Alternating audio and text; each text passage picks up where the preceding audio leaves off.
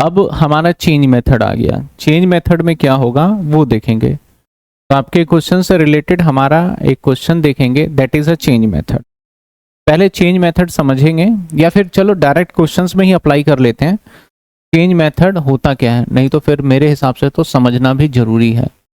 समझ लेते हैं चेंज मेथड, ध्यान देना। देखो चेंज मेथड, और मैं जब भी करवाता हूँ तो कोई चीज़ चेंज होता है, अमेंडमेंट होता है, तो उसको मैं बता देता हूँ। जिन बच्चों के पास पुरानी बुक होगी, पुरानी बुक इन द सेंस 5-7 साल पुरानी बुक हो, 6-7 साल पुरानी बुक हो, वो पढ़ रहा हो, चाहे कहीं का भी स्टूडेंट हो, कैसे भी पढ़ रहा हो, उसके अंदर चेंज मेथड जो था वो बदल चुका है अब। पहले के टाइम पे रिट्रोस्पेक्टिव इफेक्ट से चेंज मेथड हुआ करता था, जो कि गवर्नमेंट ने जब से AS10 आया है वहां से प्रोस्पेक्टिव इफेक्ट से कर दिया है। चेंज मेथड का मतलब क्या है कि कई बार ऐसा होगा, दो ऑप्शंस हो सकते हैं इसके अंदर, दो ही ऑप्शंस होंगे। मे भी पॉसिबल है कि आप स्टार्टिंग में SLM लगा रहे थे। कौन सा मेथड लगा रहे थे? SLM। आपने SLM लगाते गए, 1 साल लगाया, 2 साल लगाया, 3 साल लगाया। 4th ईयर जब आया तो आपने सोचा यार 4th ईयर में अब हम जो लगाएंगे वो WDV लगाएंगे। कौन सा मेथड लगाएंगे हम? WDV लगाएंगे। 4th ईयर में कौन सा मेथड लगाएंगे हम? WDV मेथड लगाएंगे। तो that is called change method, कि आप एक मेथड से दूसरे मेथड पे स्विच कर रहे हैं। और चेंज जब भी मेथड होगा तो वो हमेशा याद रखिएगा उस मशीनरी के साल के एंड में वो रिफ्लेक्ट करेगा। कब रिफ्लेक्ट करेगा? दूसरा तरीका क्या होगा कि आपका पहले लगा रहे थे आप WDV, लेकिन 1-2 साल के बाद आपने सोचा यार मैं अब लगा लूंगा SLM। तो इस मेथड को जब आप कुछ समय के बाद अपने डेप्रिसिएशन के मेथड्स को चेंज करना चाह रहे हो तो इस प्रोसेस को हम कहते हैं चेंज मेथड का कॉन्सेप्ट। करना कुछ भी नहीं है, जो कैलकुलेशन हमने किया है उसी कैलकुलेशन से टू बी कंटिन्यू हम आगे बढ़ जाते हैं। बहुत सिंपल सा टॉपिक होता है, सब कुछ कॉन्सेप्ट वही रहता है, बस आपको समझना है कि इस तरीके के भी टाइप हो सकते हैं। अब सर ऐसा क्यों होता है? कंपनी अपने प्रॉफिट एंड लॉस को बेटर प्रेजेंट करने के लिए इस तरीके से काम करती है कि कई बार मेथड चेंज कर देती है। जैसे मान लिया जाए कंपनी का बहुत सारा लॉस बन रहा है और पहले SLM लगा रही थी, तो आपको पता है कि SLM के अंदर डिप्रिसिएशन ऑलवेज क्या आएगा? हाई आएगा। तो वो क्या करेगी कि वो WDV लगाना चालू करेगी, जिससे डिप्रिसिएशन का खर्चा क्या हो जाएगा?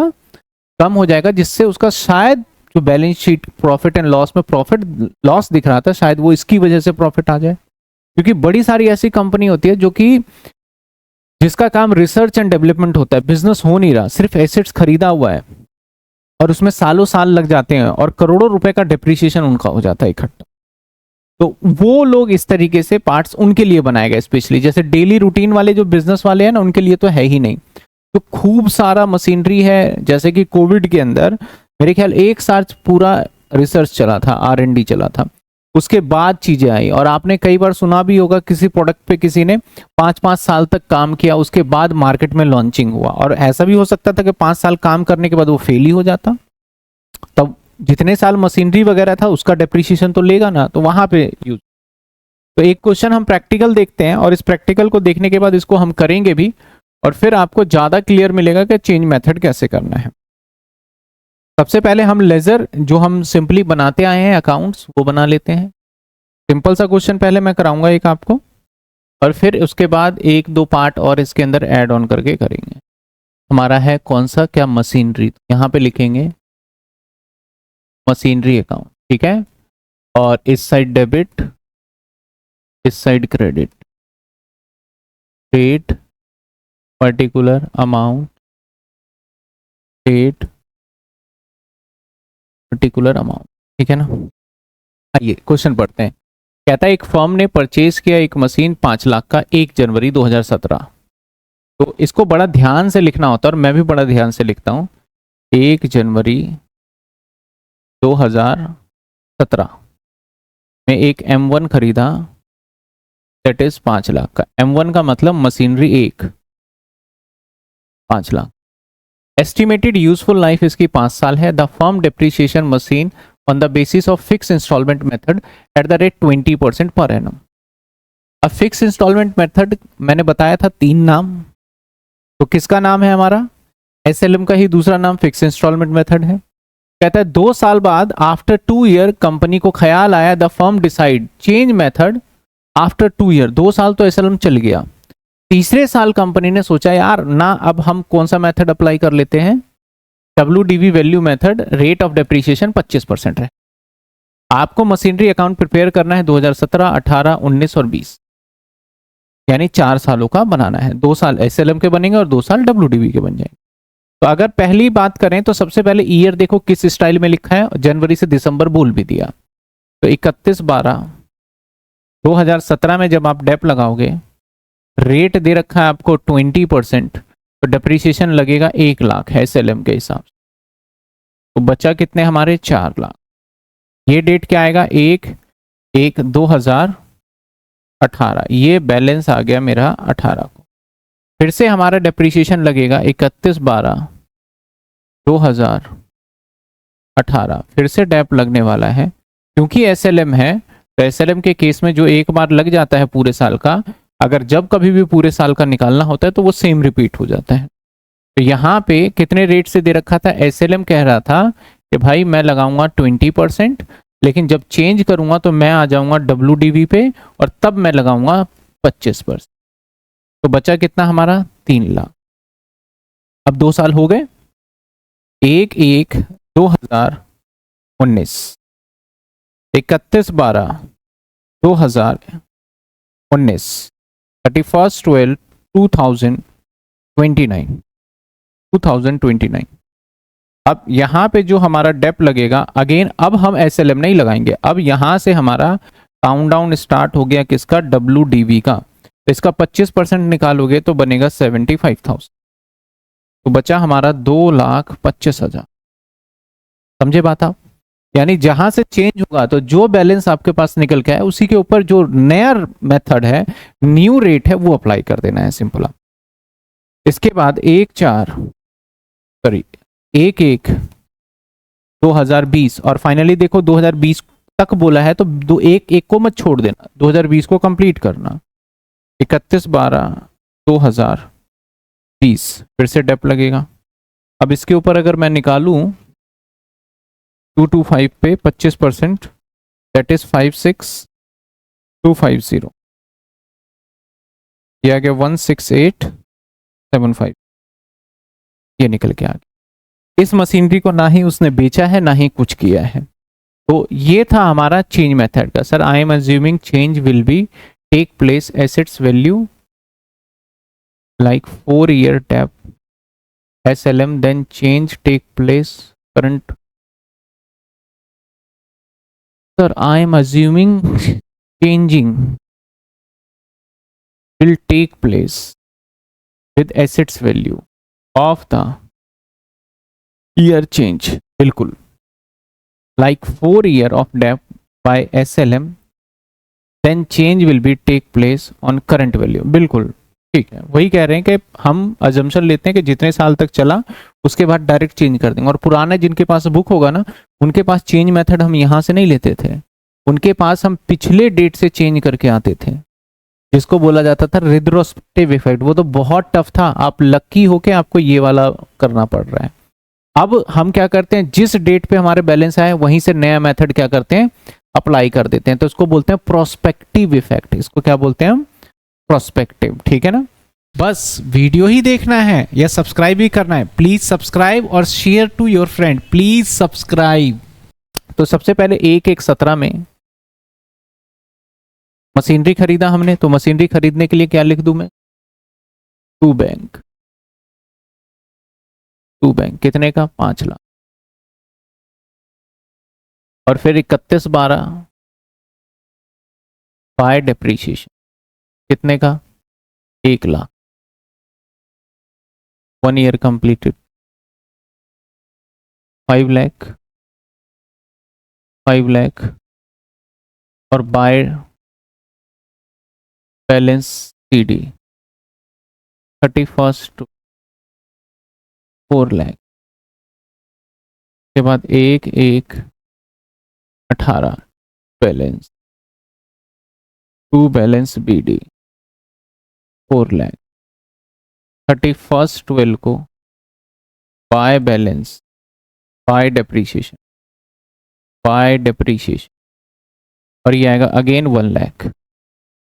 बचे कितने, ये कितने हो गए हमारे 4 लाख, और सेम इसके सामने लिखा हमने, और बाय बैलेंस CD 3 लाख 31 बार। आइए 1/1/2019 बैलेंस टू बैलेंस BD। अगर बैलेंस BD की बात करें, बैलेंस BD कितने आएंगे 3 लाख, और 31/12 बाय बैलेंस बाय डेप्रीशिएशन। अब बताओ हमारा डेप्रीशिएशन क्या लगेगा। अब हमारा ये वाला आ गया 2019, तो ये लगेगा 75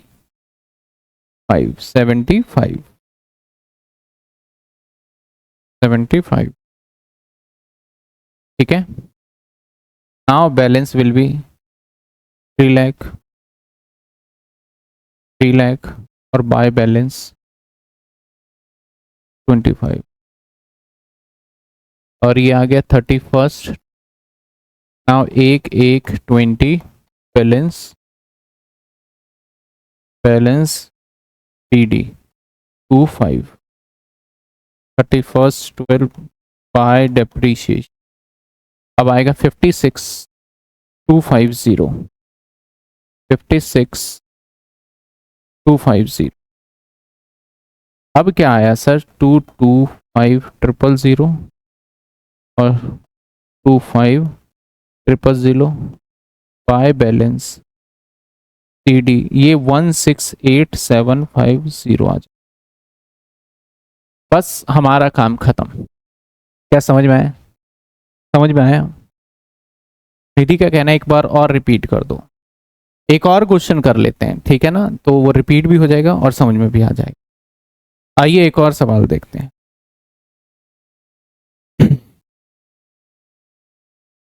अगला क्वेश्चन देख लेते हैं आपके बुक। इसके अंदर एक से ज्यादा मशीनरी होंगी, तो आपको समझ में। क्वेश्चन समझते हैं।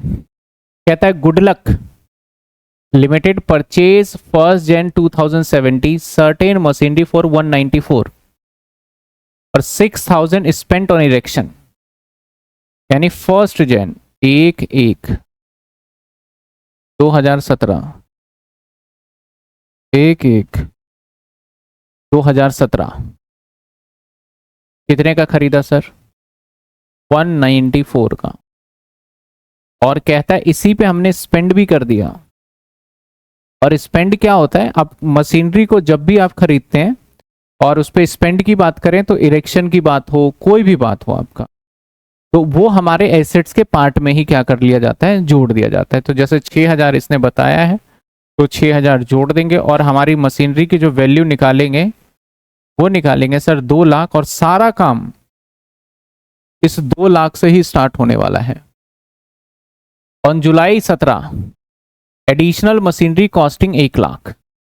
एडिशनल मशीनरी का मतलब एक और मशीनरी, तो July 17 यानी 1/7/2017, दैट इज आपका जो July 17 है वो बन गया हमारा M2। वो M1 था और ये M2 बन गया।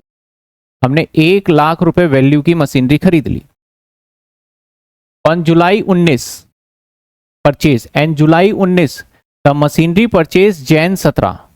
तो July 19 को बोल रहा है जो मशीन खरीदा था हमने Jan 17 में, इसकी बात चल रही है। हैज बीन ऑक्शन, अब बेचना भी हो सकता है, डिस्पोज ऑफ भी हो सकता है, ऑक्शन भी कह सकते हैं। ऑक्शन का मतलब नीलाम कर दिया, उसको बेच दिया। ऑक्शन 1 लाख रुपए का बेच दिया, एंड सेम डेट इस मशीनरी को हमने सोल्ड कर दिया। कब सोल्ड किया, हमने सोल्ड किया 1 जुलाई 19 को, यानी 1 जुलाई 2019 में बेच दिया। कितने का बेच दिया भाई, 1 लाख का। और इसी दिन हमने क्या करा, एक नई मशीनरी खरीद ली 1/7/2019 में, M3 खरीद ली, जिसकी कीमत कितनी थी 1,50,000। जिसकी कीमत कितनी थी, न्यू मशीनरी परचेज 1.5 लाख रुपए। The depreciation was provided annually दिसंबर को, दिसंबर के दिसंबर चलेगा हमारा। आगे कहता है 10% पर एनम के हिसाब से, कितने के हिसाब से? 10% per annum. The original cost, जो ओरिजिनल कॉस्ट था 10% पर एनम, कौन सा कॉस्ट? ओरिजिनल। इसका मतलब कंपनी फिलहाल के लिए ये सोच रही है कि हम क्या लगाने वाले हैं? एसएलएम। ओरिजिनल कॉस्ट मेथड कौन सा होता है, बताया था आपको? एसएलएम ही है। आगे क्या कहता है? No depreciation need to charge during the sale of machinery. कहता है जिस साल आप मशीनरी को बेचोगे ना, उस साल उस पर डेप ही मत लगाना है। जैसे इस मशीनरी को 1 जुलाई में बेचा है, तो जो 6 महीने का डेप्रिसिएशन है उसे मत लगाइए। आप मान लीजिए कि इस पे 0 डेप लगा होगा।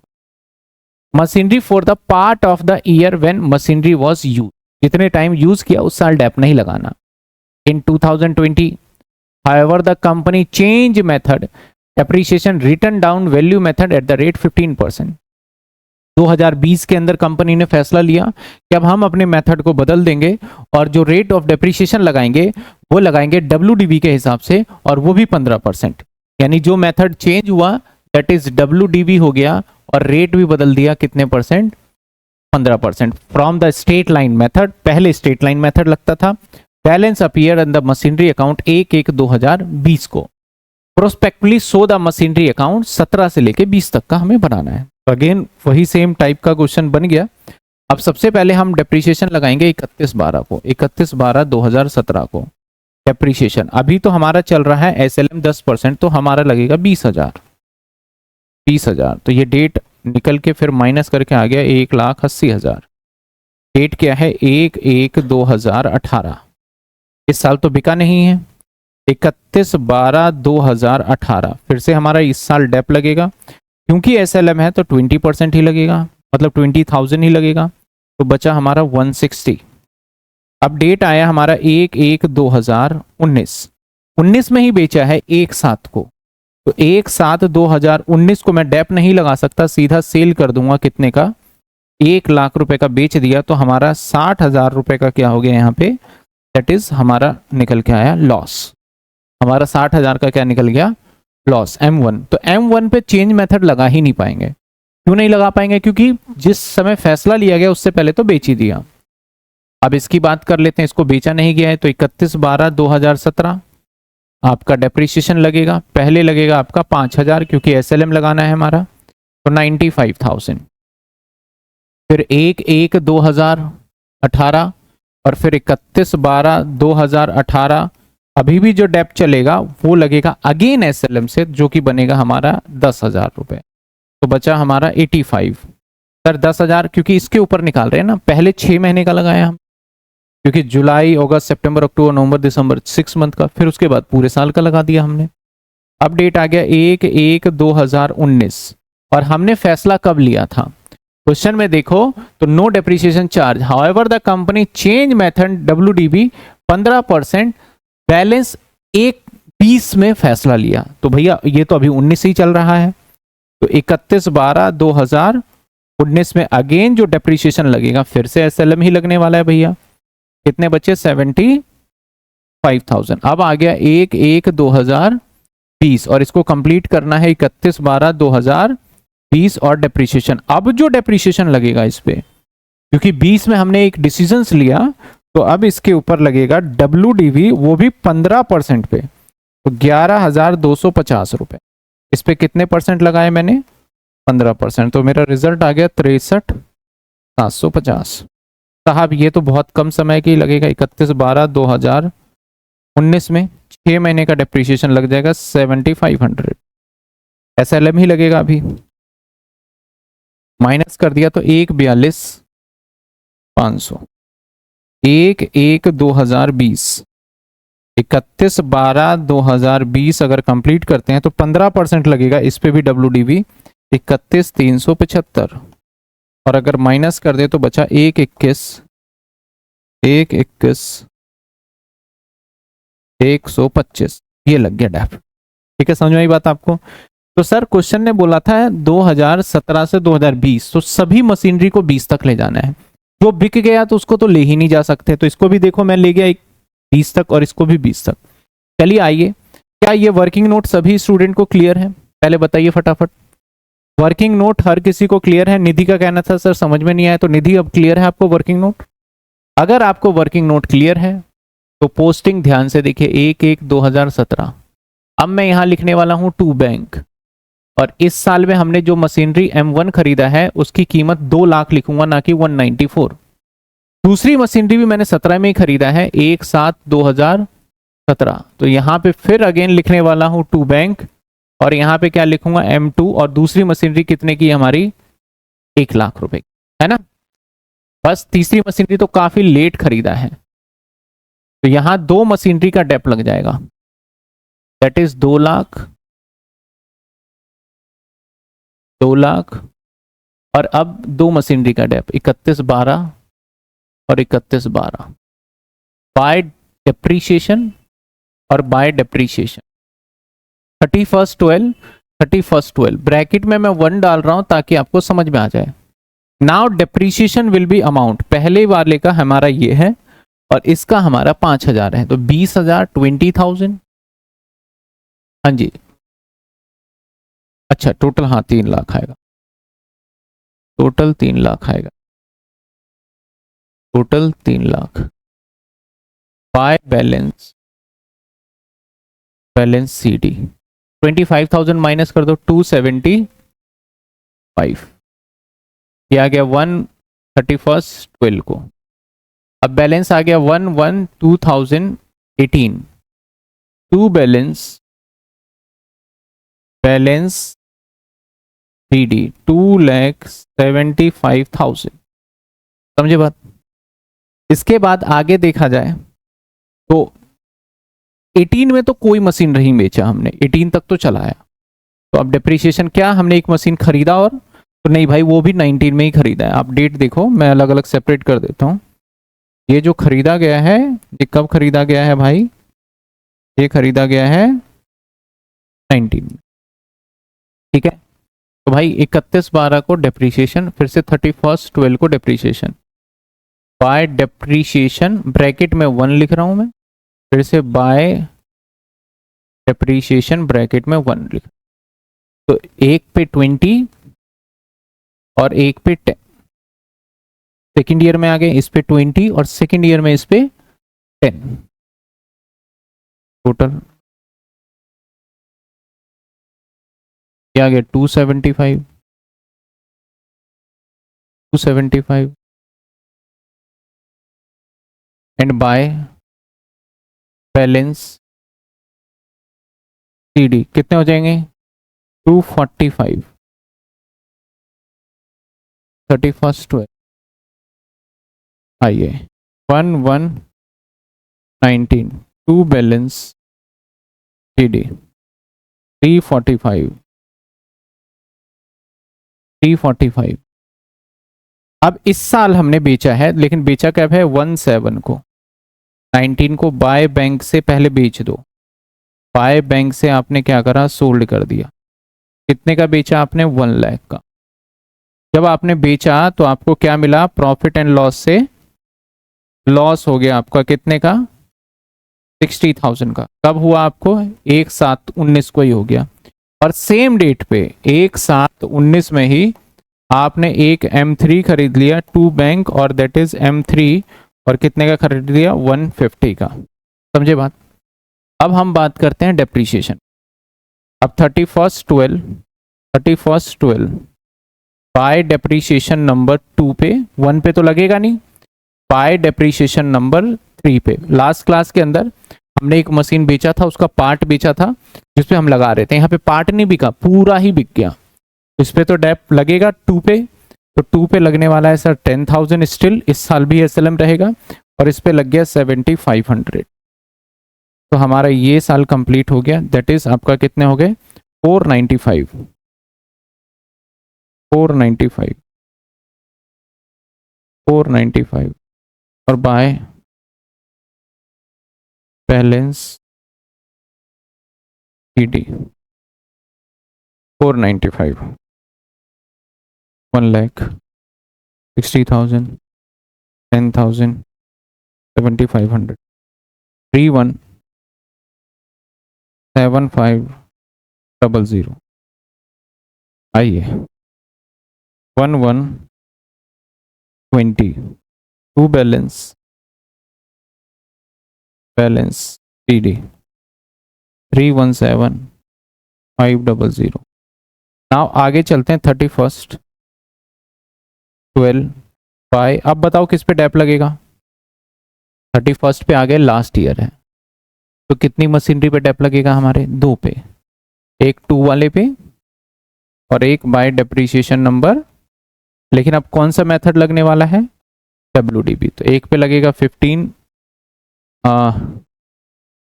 11,250 और एक पे लगेगा 21,375। नाउ बैलेंस निकाल लो, नाउ बैलेंस निकाल लीजिए। बाय बैलेंस CD ये बच गया 284,875। और चेक करने का तरीका बताया था, जो मशीन बच गया उनका टोटल कर लो। जो मशीन नहीं, मेरे पास तो फिर गलत हो गया ये, क्योंकि उनका टोटल बन रहा है 63 और 1 21 317। यहाँ मिस्टेक हुआ है। 345 प्लस 150 495 माइनस 1 लाख माइनस 60,000 है, मैंने 6,000 कर 7,500। ये है 317, सही है 317,500 माइनस में 11,250 और माइनस में 21,30 284,875 यही आ रहा है क्या? चलो 2.5 लाख का तो मशीन है और 2.5 लाख के मशीन में 284 कैसे आ सकता है? मैं तो इस बात को लेके कंफ्यूज। 184 आना चाहिए, 284 कहीं मिस्टेक कर रहे हैं ये। अरे देखे 1 लाख कहाँ से ज़्यादा आ गया। यहाँ 275, यहाँ 275 और बैलेंस कितना निकाल दिया।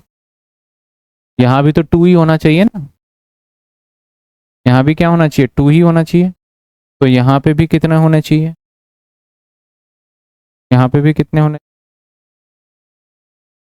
यहाँ पे 4 है ना, 3 है ना, तो यहाँ भी 2 ही होना। और यहाँ पे कितने होने चाहिए? 3 होना चाहिए। और यहाँ पे कितना होना? 3 होना चाहिए, इसलिए फर्क आ रहा है। और यहाँ पे कितने होने चाहिए? 1 होना चाहिए। और यहाँ पे कितने होने? देखो एक जगह एरर किया तो कितनी जगह एरर होगा। ठीक है, ये हमारा पूरा का पूरा क्वेश्चन डन हो गया। कि जो आप ये वीडियो देख रहे हैं, इस वीडियो को बनाने में हमारी बहुत मेहनत है। क्लास को रिकॉर्ड करने से लेके एडिटिंग तक, नोट्स को बनाने तक काफ़ी मेहनत है। तो प्लीज़ आप इस चैनल को सब्सक्राइब जरूर करिए और अपने दोस्तों को भी शेयर करिए कि इस चैनल पे आपको बीकॉम की सारे कंटेंट्स अवेलेबल होते हैं।